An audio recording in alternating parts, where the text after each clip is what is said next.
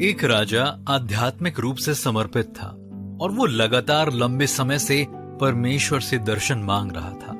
परमेश्वर ने उसे दर्शन दिया और राजा ने अति प्रसन्न होकर परमेश्वर से एक वरदान मांगा। उसने कहा कि जैसे राजा ने दर्शन पाया वैसे ही उसका राज्य, परिवार और आम आदमी भी इसे प्राप्त करे। परमेश्वर ने जवाब दिया, इन सभी को एक ऊंची पहाड़ की चोटी पर ले आ जो तुझे नजर आ रही है, और मैं उनको वहां पर दर्शन दूंगा। राजा बहुत उत्साहित था, इसलिए वह सभी लोगों को पहाड़ के नीचे ले आया। पहाड़ पर चढ़ाई करते समय एक तांबे की चट्टान थी और जिन लोगों ने उसे देखा वो उसे तोड़कर अपने सिर पर रखने लगे। राजा ने उन लोगों से कहा, यह कुछ भी नहीं है, परमेश्वर से हमारी मुलाकात और उसका दर्शन महत्वपूर्ण है। इन मामूली चीजों को पीछे छोड़ दो।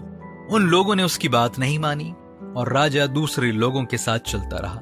कुछ दूरी के बाद उन्हें चांदी की चट्टानें मिली और लोगों ने फिर वही काम किया जो तांबे की चट्टान के साथ किया था। इतनी ज्यादा सलाह देने और समझाने के बाद भी लोगों ने नहीं सुना।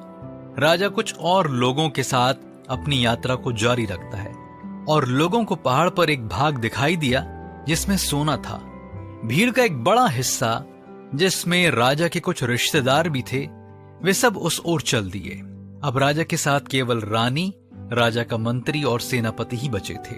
इन चारों ने अपनी यात्रा जारी रखी और जल्द ही उनको पहाड़ पर हीरों वाला हिस्सा दिखाई दिया। राजा को छोड़ बाकी लोग उस ओर दौड़ पड़े। अब पहाड़ पर सिर्फ राजा बच गया था।